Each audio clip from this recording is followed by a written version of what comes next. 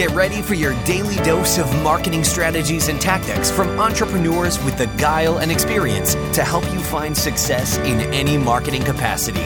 You're listening to Marketing School with your instructors, Neil Patel and Eric Su.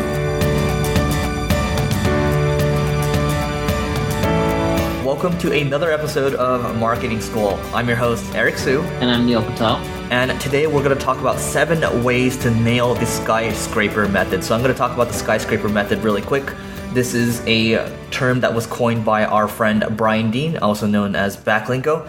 And the idea behind a skyscraper at a very high level is that you're looking to create content that is 10x better than the first result. So let's say, for example, you are trying to talk about, search engine optimization, for example.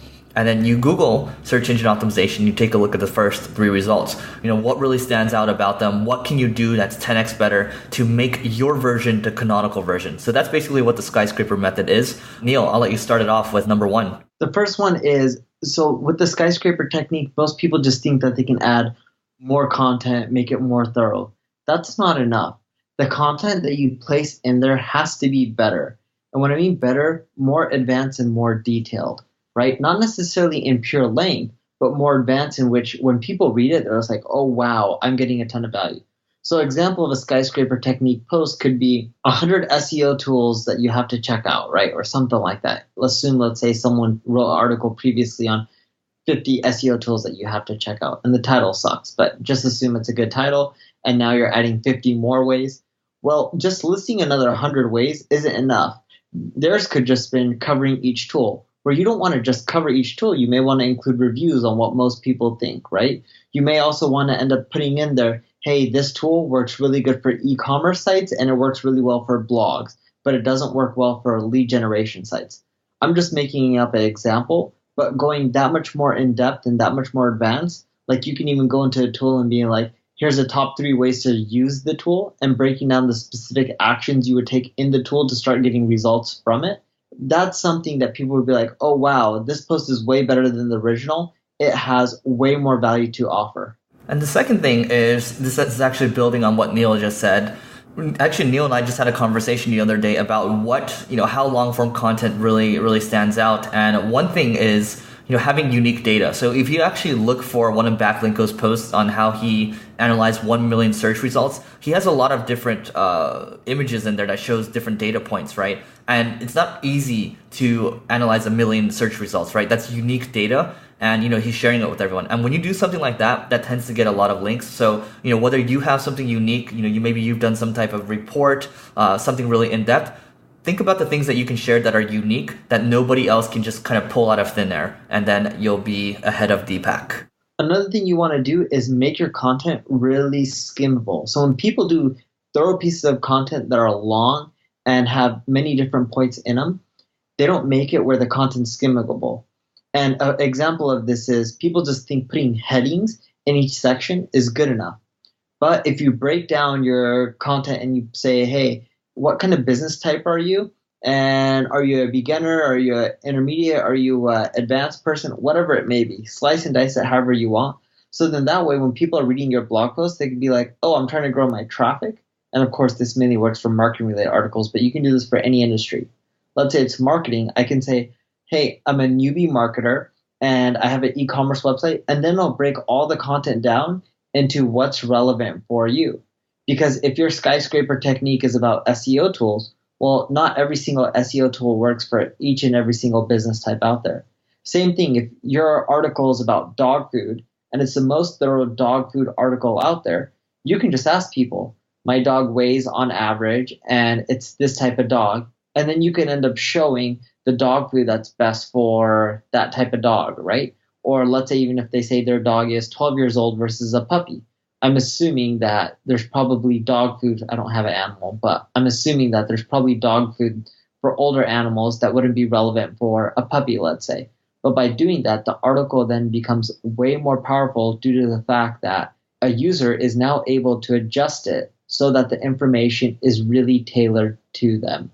One of the key tenets of the Skyscraper technique And Brian Dean having a background in SEO, it's really about how do you get more traffic ultimately, and a big portion of that is organic traffic, right? So number 4 is really about promotion. How are you going to go about promoting the new masterpiece that you've produced? So the easy way, we've talked about this tool a lot, is using a tool like BuzzSumo and going out there looking for the top results and looking at the different types of pages that have linked to that or the different people that have linked to that specific result, right?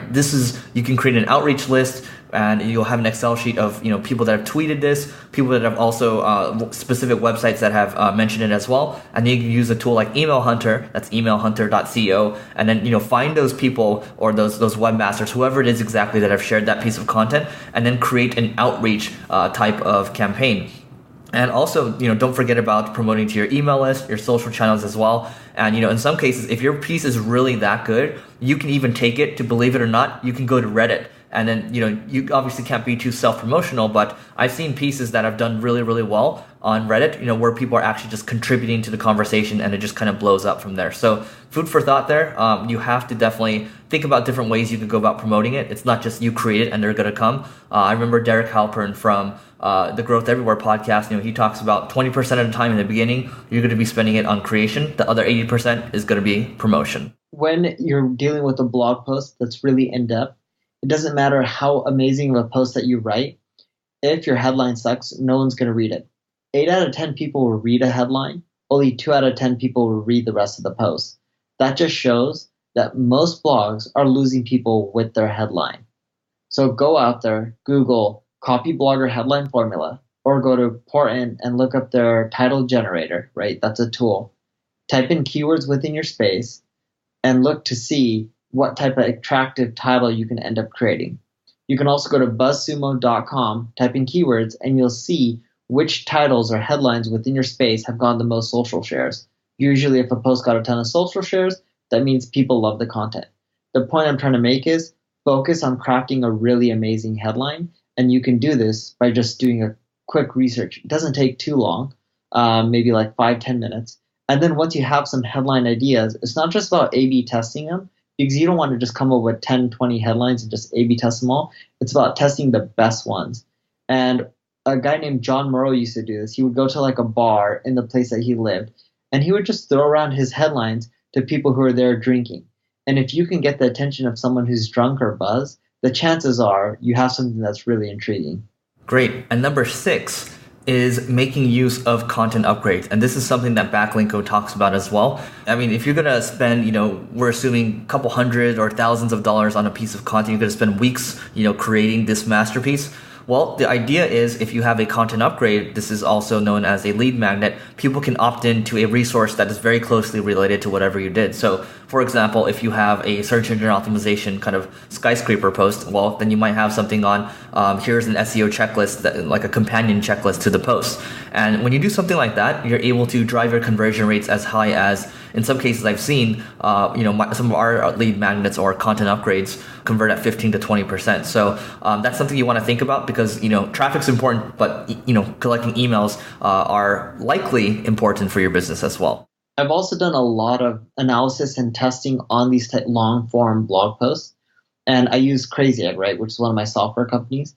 And we're looking to see how much of the content do people actually read. We're dissecting the data from different traffic sources, time of day, regions, etc. Right? We're slicing and dicing it from all different segments. And what we quickly learned was what really helped increase people reading content was a few things. One, the blog posts that wrote in a conversational tone, you and I, right, using those 2 words, help cause more engagement. The ones who also asked questions throughout their content also got more engagement, like comments, people reading, people scrolling further down. And then the other thing that we saw was images helped a lot, but not images that just took up the whole screen where people had to keep scrolling, but small images that helped bring across the main points. And ideally custom-made images that were related to the article versus stock photography. We saw custom images helping quite a bit more. And last but not least, the paragraphs. So we found that paragraphs that were 3 to 6 lines, no more than that, tend to create more engagement where people would scroll and keep reading longer and stay on the timeline site was way better than people who had paragraphs that were like 8 to 10 or 12 lines because it was just too overwhelming for people. All right, that's it for this episode of Marketing School. As always, let us know what your feedback is, and if you have any other ideas, please email us or tweet at us. We're always looking for new ideas. See you tomorrow. This session of Marketing School has come to a close. Be sure to subscribe for more daily marketing strategies and tactics to help you find the success you've always dreamed of. And don't forget to rate and review so we can continue to bring you the best daily content possible. We'll see you in class tomorrow, right here on Marketing School.